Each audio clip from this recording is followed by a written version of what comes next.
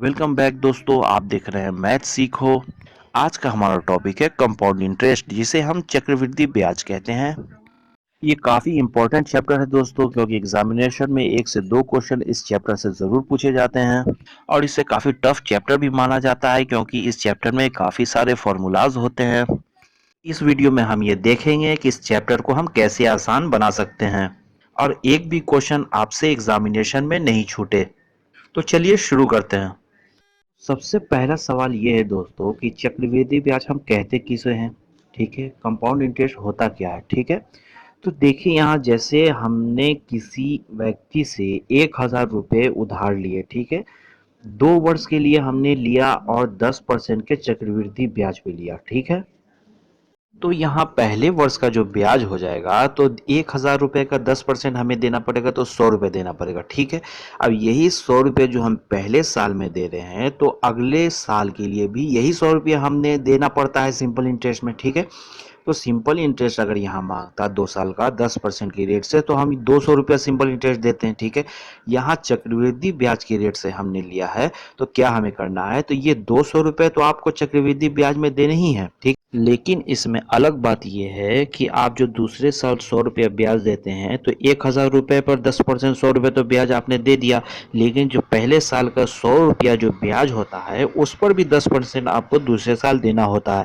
यानी 100 रुपये का 10%, 10 रुपये, ये 10 रुपये भी आपको देना होगा। तो तीनों को जब हम जोड़ देंगे यानी 210 रुपया, तो 2 साल का चक्रवृद्धि ब्याज कितना हो गया, 210 रुपया का लेते हैं चक्रवृद्धि ब्याज। यही 10% के रेट से अगर हम 3 साल का लेते हैं 1,000 रुपये पे, तो आपको 100 रुपया पहले साल के लिए और 100 रुपया दूसरे साल के लिए और 100 रुपया तीसरे साल के लिए, ये तो तीनों साल आपको 100-100 रुपया देने ही है। ठीक है, लेकिन दूसरे साल पे जो 100 रुपया आप दे रहे हैं, इस पर भी 10% आपको देना है, यानी 100 के नीचे हमने 10 लिख दिया। ठीक है, उसके बाद आप तीसरे साल पे जब आएंगे, तो दूसरे साल का जो आपको 100 रुपया है, उस पर भी 10% लगता है, यानी 10 रुपया वो हो गया।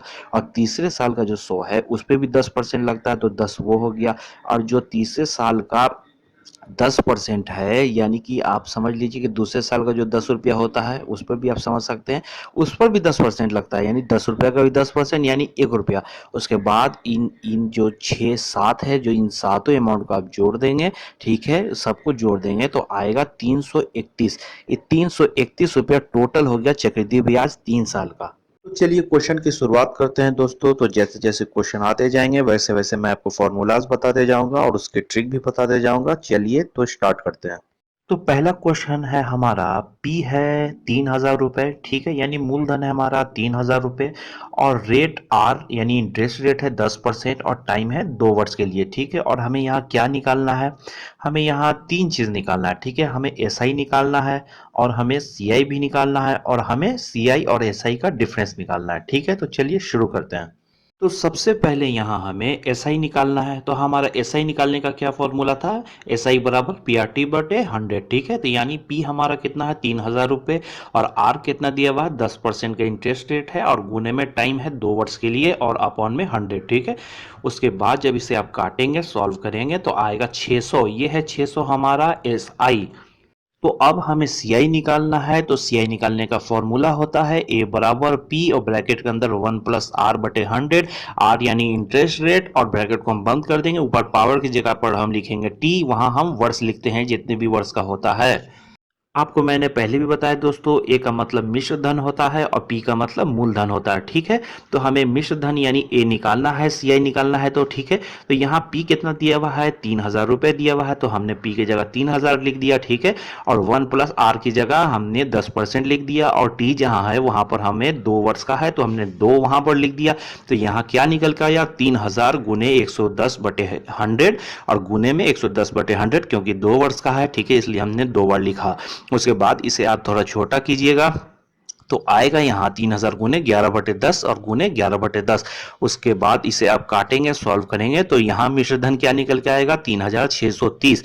उसके बाद हम 3,630 में से 3,000 को घटाएंगे, तो 630 यहाँ निकल के आएगा CI यानी कंपाउंड इंटरेस्ट। क्वेश्चन में क्या मांगा जा रहा है, CI माइनस SI, यानी CI और SI का डिफरेंस। तो CI हमने कितना निकाला था 630, और SI कितना निकाला है 600। इन दोनों को जब हम घटाएंगे, तो यहाँ निकल के आएगा 30 रुपए। तो दोस्तों ये बहुत काफी बेसिक क्वेश्चन था। तो यहाँ पहला क्वेश्चन था अब हम दूसरा क्वेश्चन देखेंगे। दूसरा क्वेश्चन शुरू करने से पहले दोस्तों एक बात मैं आपको बताना चाहूंगा, अगर आपको कैलकुलेशन फास्ट करना है तो डायरेक्ट एक्शन आपको लेना पड़ेगा। तो उसके लिए कुछ परसेंटेज फ्रैक्शनल वैल्यू यहाँ मैंने लिख के रखे हैं। इसे आप देख लें अच्छी तरह, इसे आप याद कर लेंगे क्योंकि आपको आगे इसका बहुत जरूरत पड़ेगा। यहाँ जो कुछ परसेंटेज फ्रैक्शनल वैल्यू आपको दिख रहे हैं, इसका दोस्तों आप स्क्रीनशॉट ले लें, नहीं तो आप कहीं लिख लें और इसे याद कर लें। तो चलिए हम अपना दूसरा क्वेश्चन देखते हैं। तो दूसरा क्वेश्चन आपके सामने ये रहा। 2000 रुपए का 10% वार्षिक ब्याज की दर से 2 वर्षों का चक्रवृद्धि ब्याज क्या होगा। चलिए इसे हम सॉल्व करते हैं। तो यहाँ हम क्या लिखेंगे, 2000 गुने 110/100 गुने 110/100। यहाँ हमने 2 बार लिखा है क्योंकि 2 वर्ष के लिए है, ठीक है। तो देखिए दोस्तों यहाँ हमने लिखा 110/100। अगर आपको परसेंटेज फ्रैक्शनल वैल्यू याद है तो यहाँ आप डायरेक्ट क्या लिखेंगे, 110/100 की जगह पर 11/10 और 11/10, क्योंकि टाइम को वेस्ट नहीं करना है, जहां तक हमें कम टाइम लगाना है, ठीक है। तो यहाँ क्या हो जाएगा, 11/10 11/10, ठीक है। तो उसके बाद इसे जब आप काटेंगे सॉल्व करेंगे तो आएगा मिश्र धन 24/20 तो हमें क्या निकालना है, चक्रवृद्धि ब्याज। तो उसके लिए क्या करना पड़ेगा आपको, मिश्र धन में से मूलधन घटाइएगा। तो 24/20 - 2000, तो यहाँ निकल के आएगा 420। ये है हमारा आंसर। तो अब आइए नेक्स्ट क्वेश्चन देखते हैं। तो अगला क्वेश्चन आपके सामने ये रहा। 5% ब्याज की दर से 8,000 रुपए का 3 वर्षों का चक्रवृद्धि ब्याज क्या होगा। तो अब आइए इसे हम सॉल्व करके देखते हैं। तो यहाँ क्या दिया हुआ है, 8,000 रुपए, ठीक है। उसके बाद हम गुने में क्या लिखेंगे, यहाँ 5% की दर से है तो यहाँ हम लिखेंगे 105/100। लेकिन आपको 105/100 की जगह परसेंटेज फ्रैक्शनल वैल्यू याद है तो डायरेक्ट यहाँ आप लिखेंगे 21/20, क्योंकि काटने के बाद 105/100 21/20 ही आएगा। तो यहाँ 3 वर्षों के लिए है तो आप 21/20 3 बार लिखेंगे, ठीक है।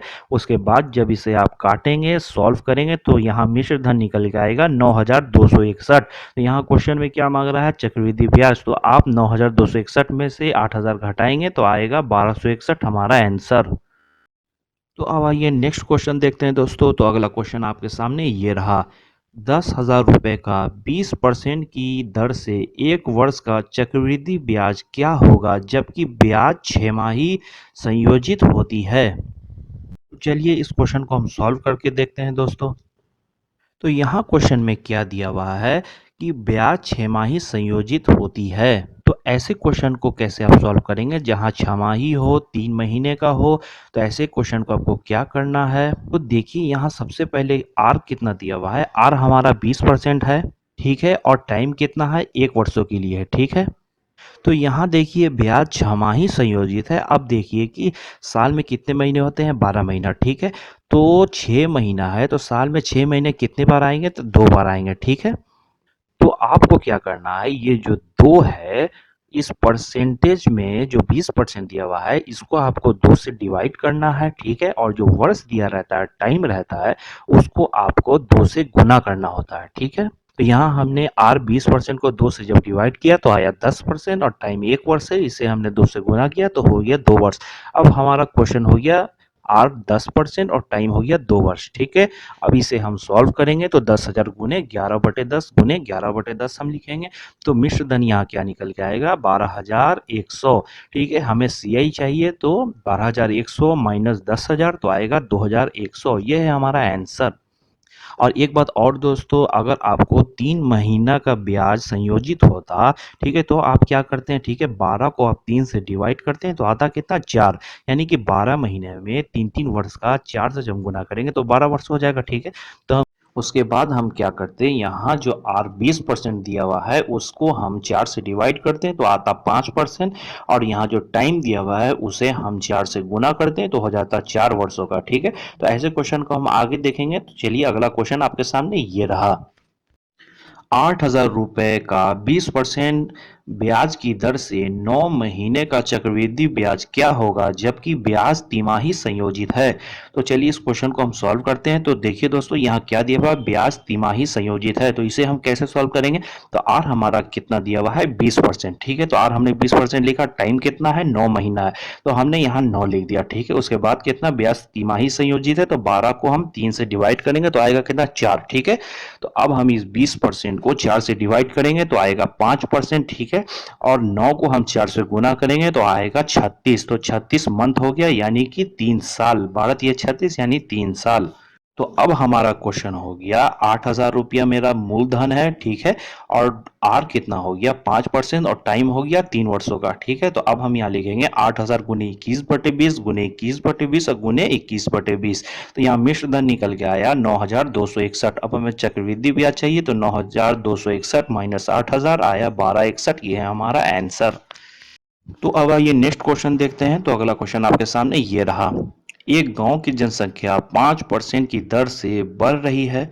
यदि वर्तमान में जनसंख्या 8,000 रुपये हो तो कितने समय में इसकी जनसंख्या 9,261 हो जाएगा।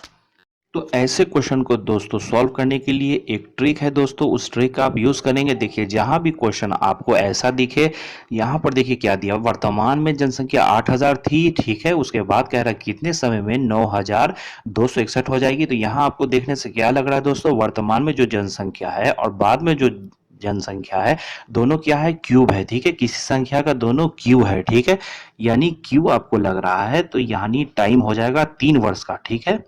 और अगर मैं क्वेश्चन में आपको स्क्वायर अगर लगता कि किसी संख्या का दोनों स्क्वायर हो रहा है तो वहां हमारा आंसर हो जाता 2 वर्ष का। तो यहाँ कितना है, क्यूब है, यहाँ आंसर हो जाएगा 3 साल। तो अब आइए नेक्स्ट क्वेश्चन देखते हैं दोस्तों। तो अगला क्वेश्चन आपके सामने ये रहा। कितने समय में 400 रुपया 5% चक्रवृद्धि ब्याज की दर से 441 रुपये हो जाएगा।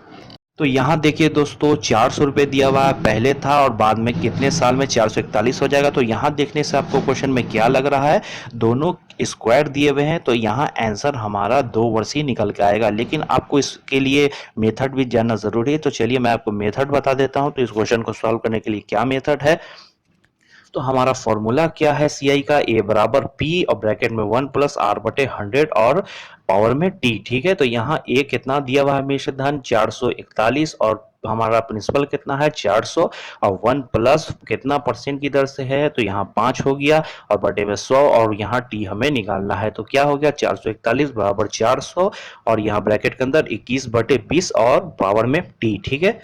उसके बाद यहाँ क्या निकल के आया, ये ब्रैकेट के अंदर 21/20, ठीक है, ऊपर में पावर बराबर 441/400, ठीक है, और बराबर 21/20 ऊपर में स्क्वायर, ठीक है।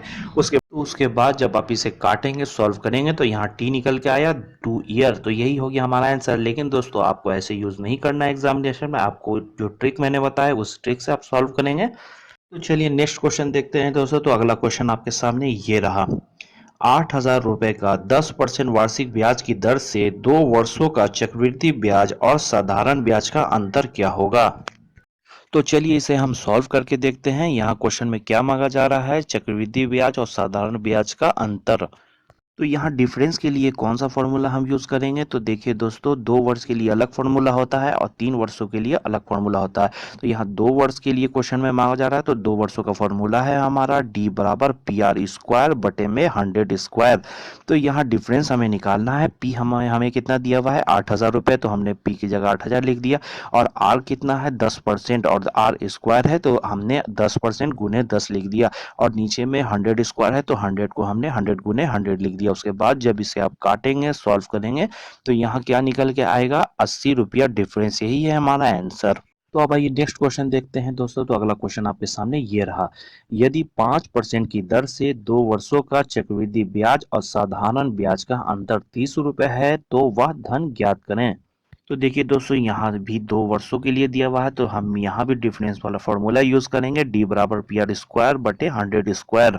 तो यहाँ क्या दिया हुआ है, यहाँ 30 रुपये डिफरेंस निकाल के दिया हुआ है, हमें प्रिंसिपल यानी पी निकालना है। तो डी की जगह हमने 30 रुपये लिख दिया और बराबर में पी वैसे ही लिख दिया। और हमारा इंटरेस्ट रेट है 5% तो हमने 5 गुने 5 लिख दिया। और यहाँ नीचे में 100 स्क्वायर यानी 100 गुने 100।